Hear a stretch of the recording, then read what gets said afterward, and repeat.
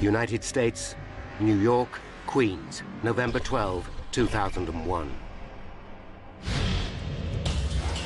6:30 a.m. JFK Airport is on high alert. The atrocity of 9/11 is still fresh in the minds of Americans.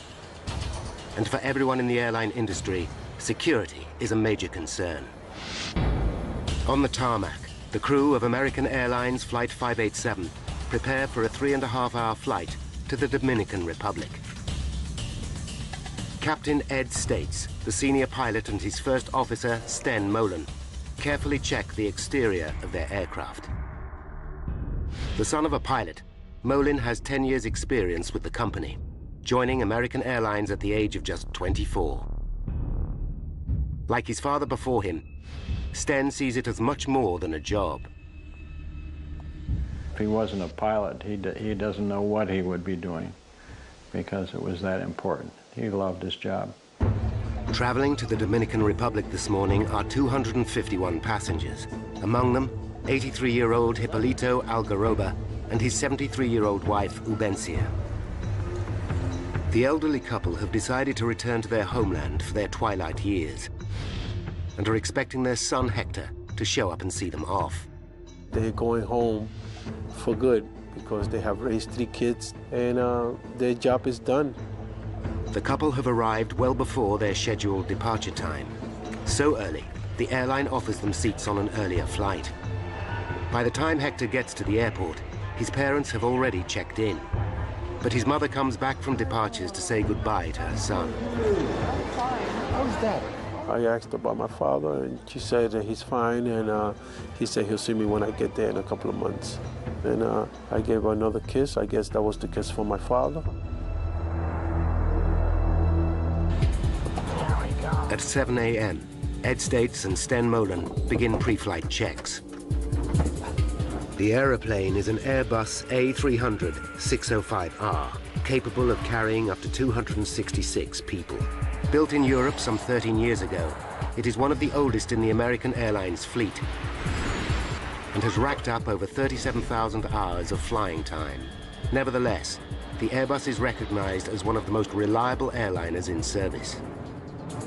Today, though, that reliability has been undermined by the stringent new security measures. Every passenger is searched twice before boarding is allowed, and the scheduled takeoff time of 8:40 begins to slip.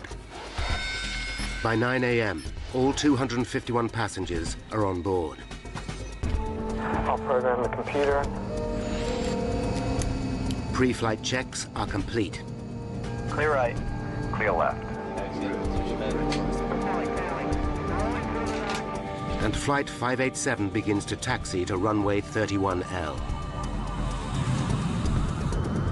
It's a fine day, and Sten Molen, the co-pilot, will fly the plane on the first leg. 9:11 a.m. A Japanese Airlines 747 immediately in front of 587 is cleared for takeoff. The controller gives Molen and States a routine caution. He tells them there's a risk of air turbulence from the Japanese plane ahead. Clear for takeoff. American 587 Heavy.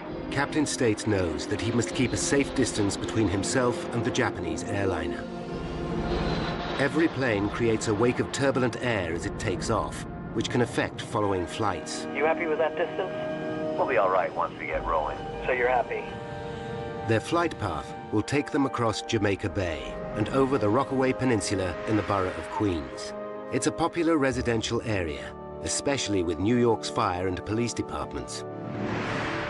Today is Veterans Day, a public holiday, but not everyone is having the day off. Okay, I'm off. Police Chief Michael Morley and his wife will be working. His mother-in-law is looking after their 2-year-old baby, Michael Jr. Okay, Mikey. It was just another day. I just had spent about the first week of not doing 12-hour days going down to the World Trade Center. Now, a week later, they started trying to get the police department to get back to normal. Mike Morley's next-door neighbor is Lois Shaw, a financial controller for a lighting company. It was a beautiful day, and I just left and got into my car, and I really didn't think about anything. And I'm just driving to work. Because it's a holiday, her husband Mark is at home. He's taking their 15-year-old son to the doctor. Jason, come on, let's go. If he can get him out of bed. I say, like, what are you doing in bed? And like any other teenager, he gives me that answer. I said, come on, it's time to get up, we gotta go. 9:14, Sten Molen starts the takeoff run. Rotate. 9:14 and 29 seconds. D2. Flight 587 lifts off. Positive rate, gear up, please.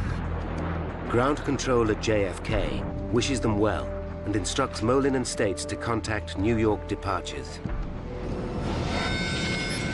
9:15. Flight 587 is now at 1,700 feet. The departure controller gives them a navigation fix. New York, American 587, heavy turn left, proceed direct wavy. We'll turn direct wavy. American 587, heavy.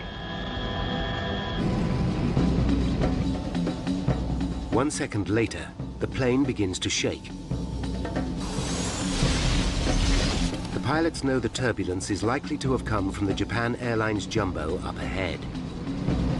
It's a routine hazard, and Molen flies through it. 250, thank you. The captain increases the speed of the plane to 250 knots, the maximum allowable at that height. But seconds later, the plane hits more turbulence. Sten Molen takes decisive action. Using his foot controls, he applies the rudder first to the right and then to the left to try and stabilize the plane. Back power. Again, Molen asks for more power to keep the aircraft under control. You all right? Yeah, I'm fine. Hang on to it. Hang on to it. Full power, please.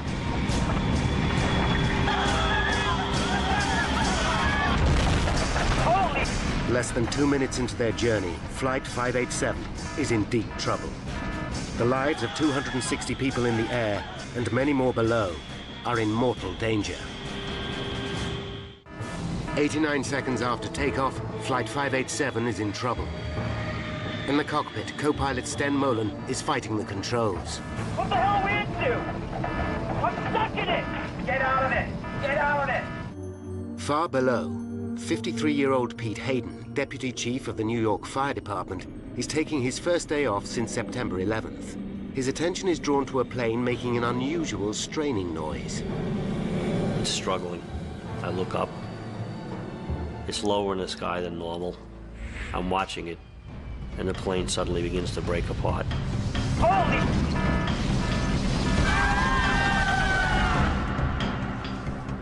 I see the back part of the plane behind the left wing break open. Smoke and flames come out.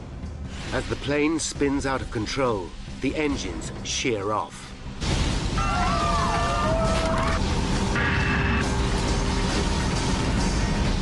Mark Shaw, still trying to wake his son, also hears the plane. And I think that it sounds just like the Concorde. Come on, Jason. I know you have a doctor's appointment today. Come on, get up. The house starts to shake.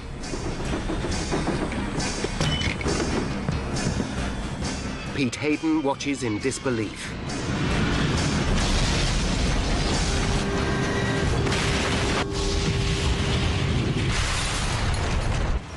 At 9:16 and 15 seconds, Flight 587 slams into the ground.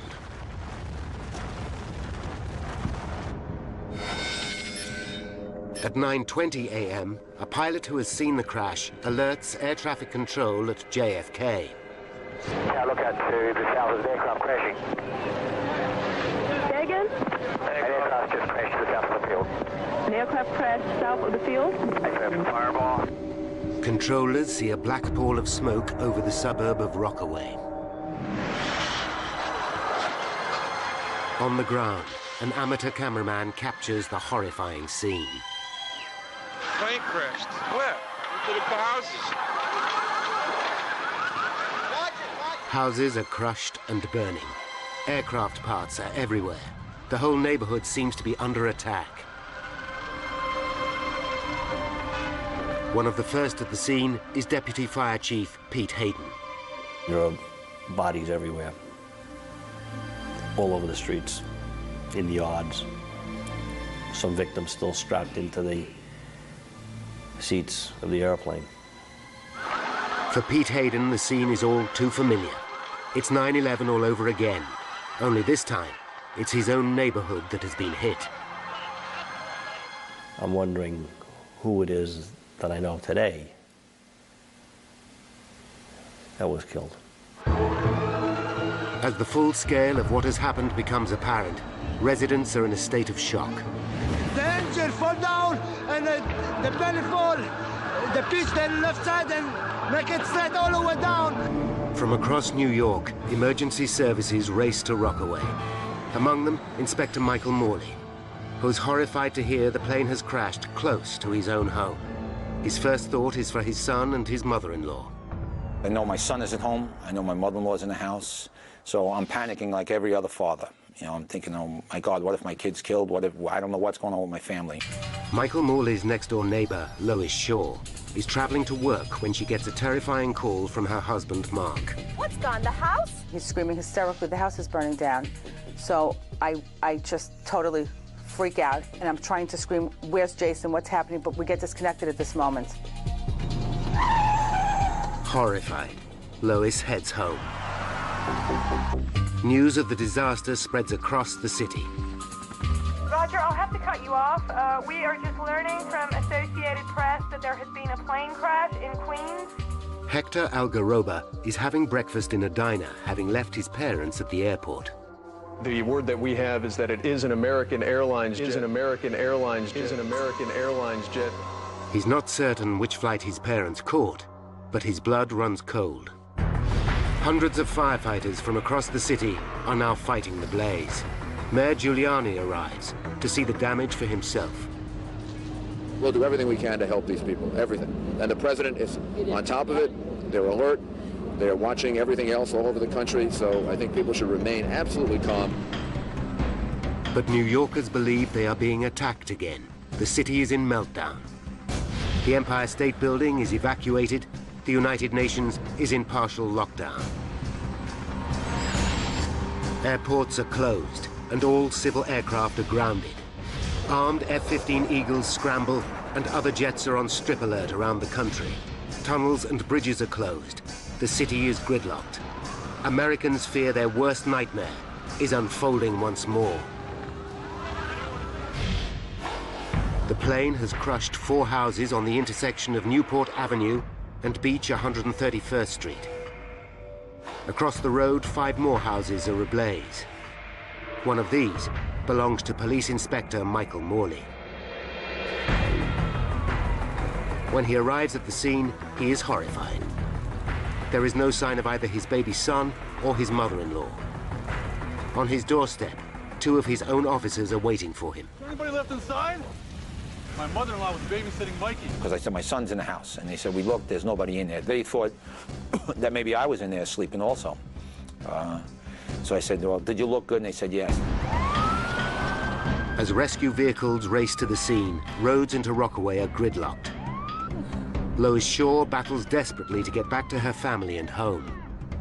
I had no idea what I was going to find or what had happened, but I was thinking that I just have to get to my house. I have to get to my house. Michael Morley is in a desperate situation. His own loved ones are lost in the heart of the raging inferno, yet he's also the officer in charge of the scene. I'm just a regular guy, and all of a sudden you're the highest-ranking police officer on the scene of a major catastrophe like this. I knew in a little while the whole police department's going to start responding and everybody's going to come and be helping out. But for right now, I'm in charge. What do you do? Desperate to find her son, Lois Shaw abandons her car. She runs towards her burning house until she comes to a police cordon. That's my house. I've got to get in there. I've got to... 4 policemen, I remember, holding me back, and I was screaming, let me go. My son is in the house. Let me go. No, my son is in there. My son is in there, too. Please let me through. Michael Morley still has no idea what has happened to his own family. When senior police chiefs arrive, they hear his baby son and mother-in-law are missing. And one of the chiefs says, hey, Mike, what are you still doing here? I said, I'm just trying to help out, boss. And he says, get out of here, go find your family. I said, all right. More and more people, desperate for information, arrive at the scene of the tragedy. Among them, Hector Algaroba. He believes his parents were on the plane, but he's praying for a miracle. The hope was somehow all the smoke and all the fire that I'm seeing is from some sort of impact of the plane trying to land. And there has been a lot of people that survive. I'm trying to cling to whatever hope, because the last thing a human being loses in life is hope. In the middle of the carnage, Lois Shaw is still looking for her family. I'm running to see if Jason is alive, and I feel unreal. All I see ahead of me is smoke. I can't see anything.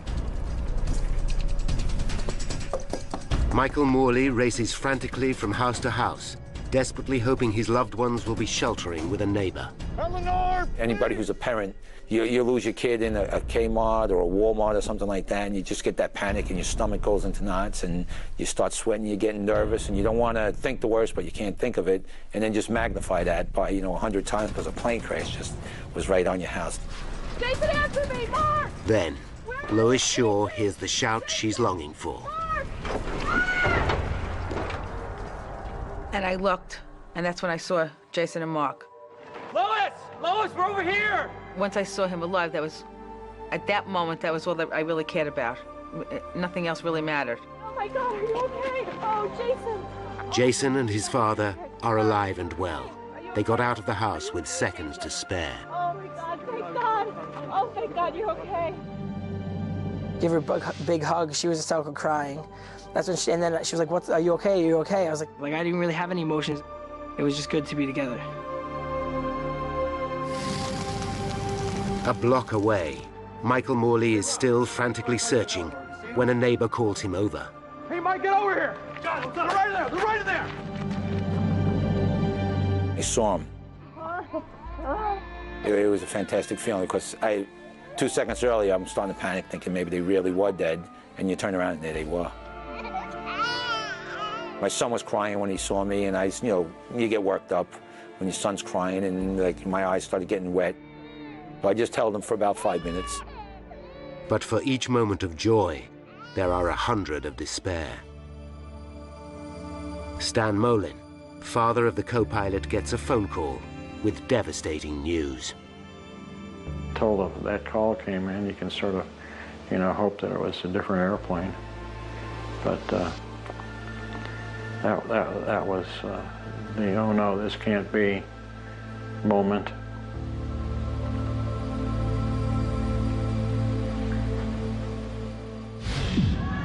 In the Dominican Republic, relatives expecting a family reunion at the Santo Domingo airport are suddenly confronted with an appalling reality.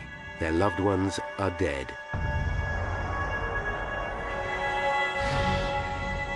Hector cannot leave until he knows what has happened to his parents. He waits, hoping desperately. With the fire under control, the body count and identification of victims is underway. Mayor Giuliani holds a press conference. We have so far recovered 132 bodies. And as the governor said, there were 255 people and crew members that were listed on the manifest. And I want to again express my sympathy and condolences to everyone involved. After the announcement, Giuliani meets the bereaved families and personally gives Hector the news he is dreading. He hugged me and gave me his condolences by telling me that my parents were on that flight.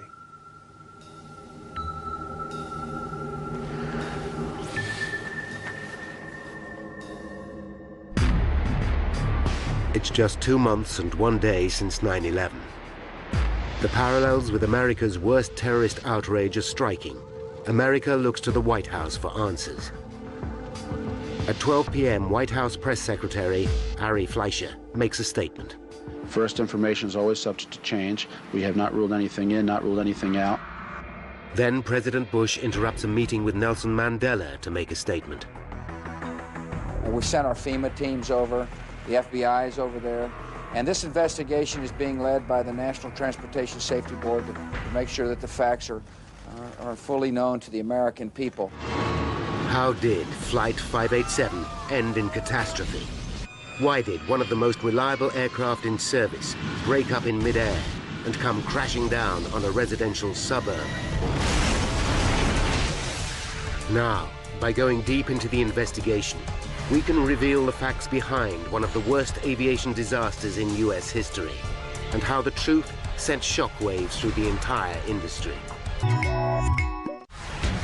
Less than an hour after the crash, 21 NTSB officials, the GO team as they are called, are on their way. The man in charge is Bob Benson, a veteran investigator who's handled 94 major air disasters, including the 1988 Lockerbie bombing over Scotland. But not even Lockerbie can prepare him for pressure like this. It was particularly important for us to get this one right the first time. There was no payback in changing our minds or anything like that.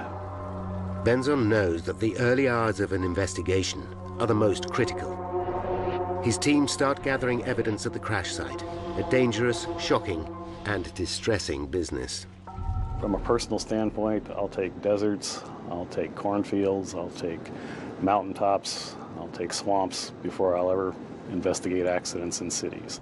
Potentially crucial clues also come from the surrounding area and from eyewitnesses who saw the plane break up in flight. And then the whole plane shook and the tail came apart. That's all I saw, and then it, boom. Both engines landed 245 meters before the plane. One fell onto a house, the other on a service station. The location of the two engines relative to the main crash site could provide an important clue. By plotting exactly where debris has landed, investigators should be able to determine the breakup sequence. The debris is scattered everywhere. Police and army boats are called in to gather parts from Jamaica Bay. Then, Benson personally witnesses a major discovery as he drives along the coast road.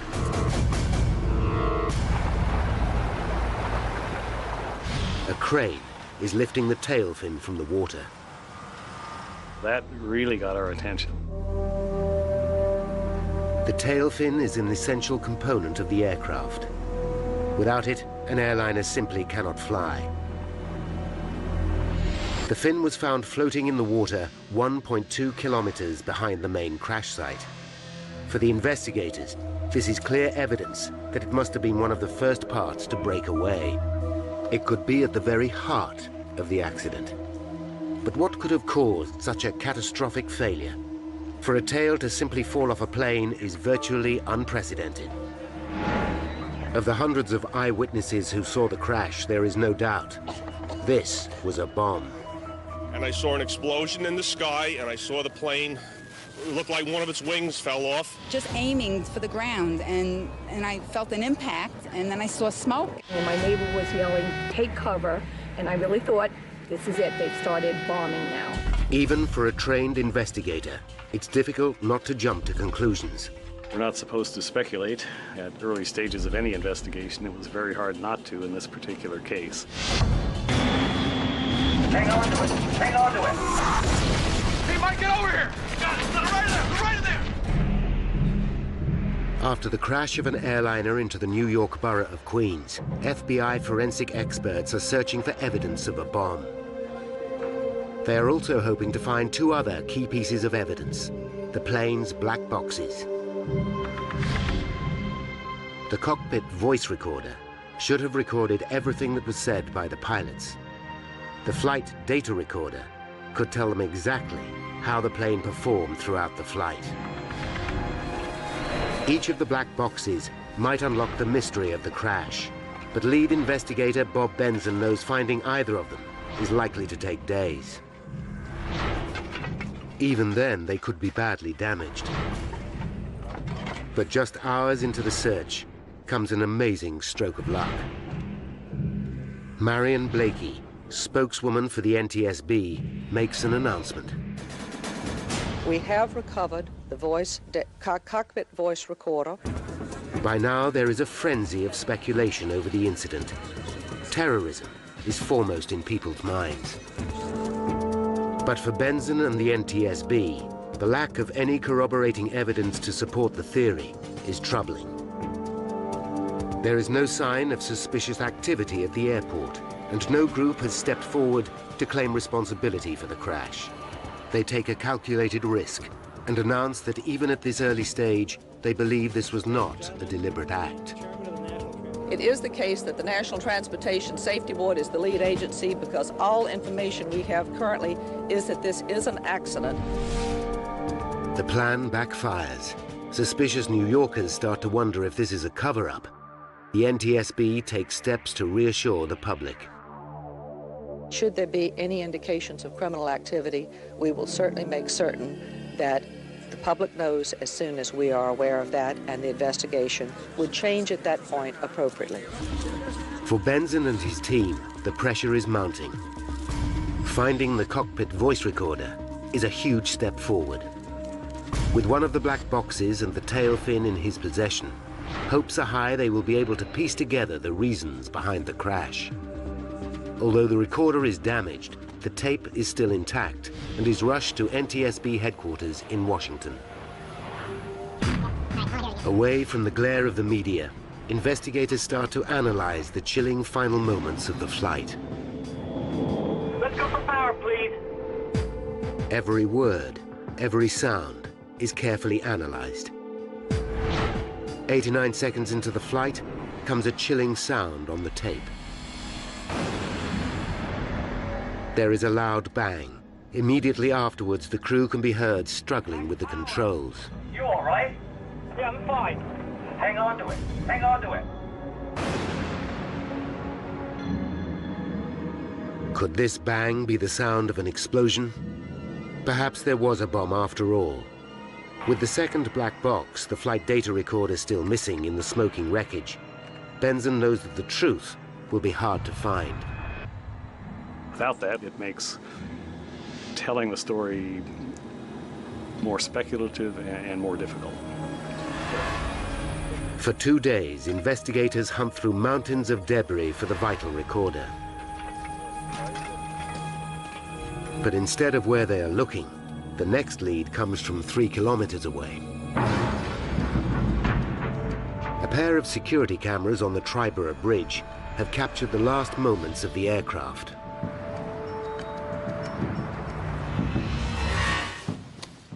These tapes could hold the key to the disaster. In the grainy footage, the Airbus can just be seen as a black dot. On one camera, the dot disappears behind a building. Then the second camera picks it up. It shows what could be a crucial moment.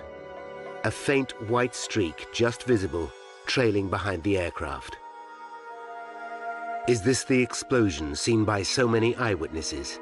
Is this the cause of the sound, after which the pilot lost control? This could be hard evidence to prove that there was a bomb, after all. The only way to find out is to compare the time. If the white streak happened at the same time as the bang captured by the voice recorder, the two are likely to be the same event. Investigators visit the site of the toll booth cameras. Using buildings as reference points, they work out exactly where and when the streak occurred. The results back up their theory that this was not a bomb. We can see that the streak began 8 seconds after the initiating accident sequence. The calculations show the streak occurred after the bang on the recorder. The flash is probably fuel escaping as the plane breaks up. This can't be the start of the accident, although it could be the reason so many people thought they saw an explosion.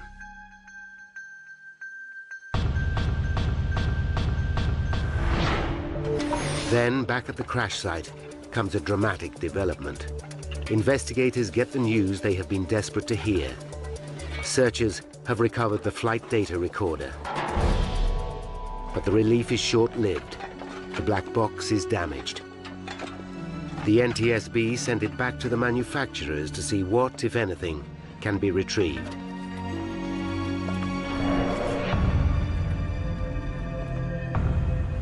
Now, the tail fin that was found floating in Jamaica Bay is starting to yield vital clues. The first thing investigators notice is that the fin is built from a high-tech material called reinforced carbon fiber composite. Often used in racing cars and sports equipment, composites consist of layers of carbon fibers bound tightly together with resin. The A300-600 was one of the earliest civil aircraft to feature this high-strength material, and it's used in many areas of the plane. But when investigators look closely, immediately alarm bells begin to ring. There are 6 main attaching points connecting the tail to the fuselage. All 6 have given way. There has never been a plane crash caused by a composite failure, but Benson can rule nothing out. You have to imagine a force large enough to break 6 attaching points made out of one of the strongest materials in the world, 6 of these holding the vertical stabilizer on, and all of them broke. So the forces had to be just tremendous. The detail of the failure is what worries the team. Plans show how each of the 6 attaching points has 2 lugs. One made from aluminium, the other from composites, connected by a titanium bolt. The damage shows that the metal lugs and the bolts remained intact, but the composite lugs all gave way. Benson has to consider the appalling prospect that the composite material itself may be faulty. With 240 similar planes still in service and thousands more using similar technology, it would have huge implications throughout the aviation industry. There's something that the composite creators or designers missed 25 years ago that's now just starting to rear its ugly head. That's bad news for a lot of airplanes that are already flying. Proving that the carbon fiber is to blame will need hard physical evidence. Benson urgently dispatches the stabilizer to specialist labs at NASA to see if they can detect any weakness. Using scanning electron microscopes, experts check over 3,000 square centimeters of surface, magnifying the material by up to 5,000 times as they search for any imperfection. It's a painstakingly slow process, and the pressure is building on Benson and his team all the time. It keeps you awake at night. You've got a lot riding on these things, and the eyes of the world initially, and then later on, the eyes at least of the aviation industry are on us. The pressure is also growing on Airbus.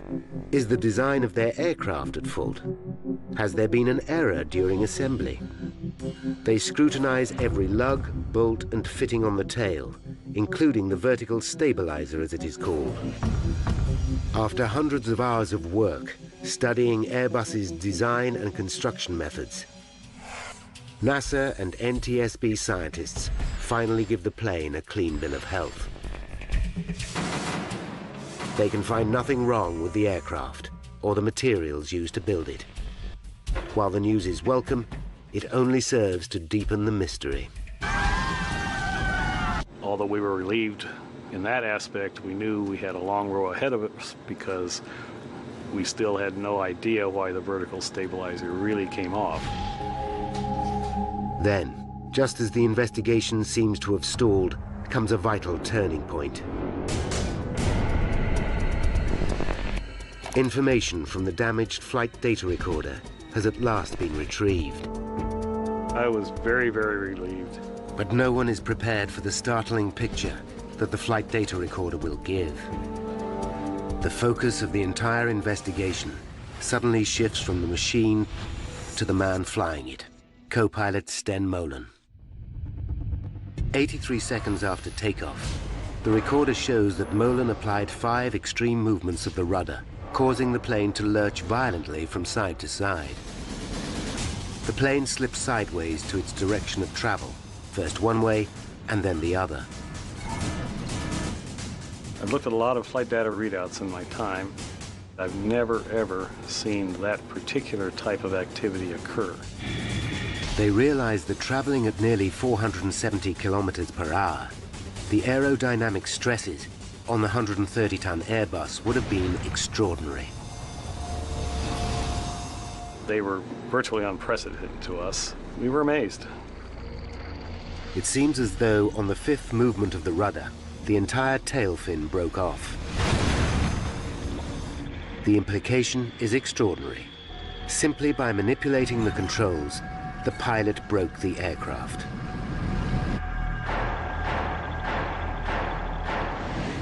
The NTSB is so concerned, they take immediate action. On February 8th, 2002, they issue a special warning to all pilots of this new danger. But the board have yet to prove that the tail came off simply due to aerodynamic forces. Many pilots doubt that such a thing is possible. The only way to be sure is to run detailed computer simulations, a process which could take months to perform. If the theory is right, then the idea that a terrorist plot must be behind the tragedy can finally be laid to rest. Benzon now faces a new and disturbing mystery. Why did the pilot act in this way? Investigators believe they are close to uncovering the cause of the tragic crash of Flight 587. The flight data recorder shows that the co-pilot, Sten Molen, applied 5 rapid inputs to the aircraft's rudder pedals, which could have overstressed the tail fin, causing it to break off completely. Now the question is, why would he do such a thing? They listen again to the cockpit voice recorder. We're supposed to be 5 miles by the time we're airborne. One possible theory is wake turbulence. Wake turbulence is all too familiar to accident investigators. It's a region of spinning air left behind as a plane passes. These vortices can sometimes turn a following plane upside down. But the team quickly realized that this cannot be the cause of the crash. The turbulence was not strong enough to seriously affect a plane the size of the Airbus. The bigger the airplane, the less effect wake turbulence has on it. The A300 is a pretty big airplane. Then comes evidence which changes everything. The investigation team interview Molen's friends and colleagues, and they discover a vital piece of information. A pilot and former colleague recalls an earlier trip with Molen. During an encounter with turbulence, he used the rudder aggressively, even though there was no apparent risk to the plane. The evidence is conclusive. Molen had reacted in the same way before. When those pilots came forward and told us about the first officer's propensity to overreact on the rudders, that was a eureka moment for us. But the revelations don't stop there. When questioned at the time, Molen said he had been trained to use the rudder in this way by American Airlines. If this is true, it raises serious concerns for Benzon and the team. One would assume that if many pilots go through the same training program with some flaws in it, then a lot of pilots have wrong ideas about how to fly an airplane. With 712 planes in service with American Airlines, Benzon must quickly establish where the truth lies. The airline confirms one of their programs does indeed teach pilots to use the rudder to recover from unusual situations, as seen in this training video. And if you don't put that rudder in, what's going to happen? When you get to this portion of the roll, she's going to slice out just like that. Next, Benzon looks at the other tools used to train the pilots, particularly the high-tech flight simulators. Here, pilots are taught to react to a range of emergencies, including wake turbulence. In one of those scenarios, Benzon discovers that the pilots learned to use the rudder very aggressively. The flight simulator program had even been altered to encourage the use of the rudder, particularly when the plane was banking to the right or the left. Airbus themselves had already written to the airline saying this practice was a cause for concern. The classroom work told pilots that it was permissible to use the rudder to escape from unusual attitude situations, and perhaps more importantly in the simulator, they were taught to use the rudder very, very aggressively to recover from unusual attitudes. The finding causes controversy. At a public hearing, American Airlines claimed that Airbus had not explained there were limits to the use of the rudder. I didn't know you couldn't do that. You couldn't do what? Sorry. Be aggressive with the controls. The airline also claims that the rudder system on the aircraft was very sensitive, and that pilots might not be aware how much rudder they were really applying. The NTSB investigate and discover the rudder control system is highly sensitive.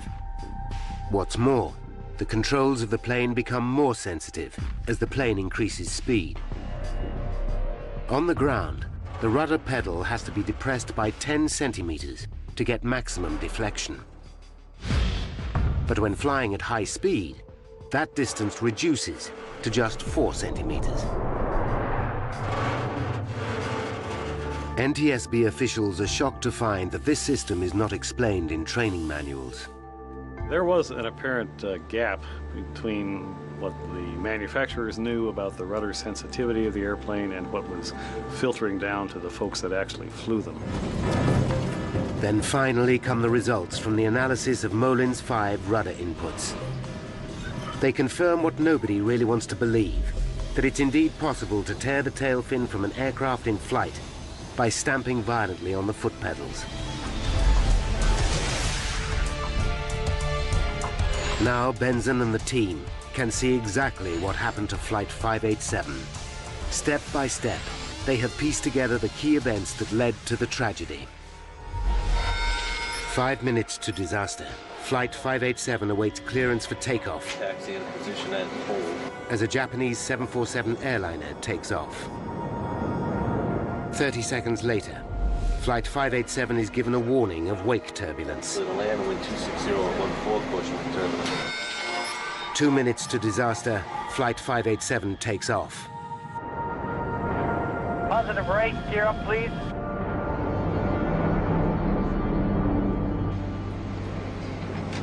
One minute to disaster, 587 encounters turbulence for the first time.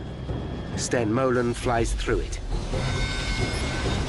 30 seconds to disaster, 587 hits a second, larger wave of turbulence. The plane is now banking to the left, reminding Molen of his simulator training. Rudder movement. Not realizing how sensitive the rudder system becomes in flight, Molen stamps on the pedal, causing maximum rudder deflection. The plane swings violently to the right, placing enormous loads on the tail fin. Investigators believe that an astonished Molen thinks that the plane is reacting to the wake turbulence. He doesn't realize that his own use of the rudder causes the violent movement. Molen immediately slams the rudder pedal into the opposite position. The plane now swings violently back to the left, placing another enormous load on the tail. Both Molen and States believe the plane is somehow caught in the turbulence. What the hell are we into? I'm stuck in it!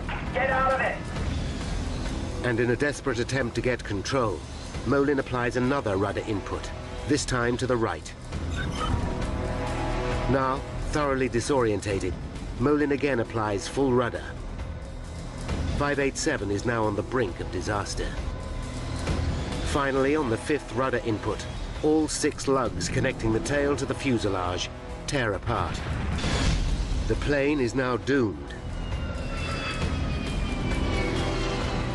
Terrified passengers and crew can have no idea what is happening. Huge G-forces rip both engines away. 106 seconds after takeoff, Flight 587 falls from the sky. 265 people are dead.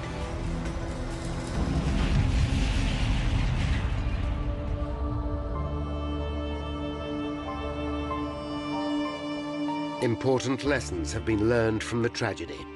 Airbus have issued a bulletin reminding pilots how to use the rudder, and American Airlines have modified their training program. Together with the NTSB, the aviation industry has moved to ensure that such a terrible accident will never happen again.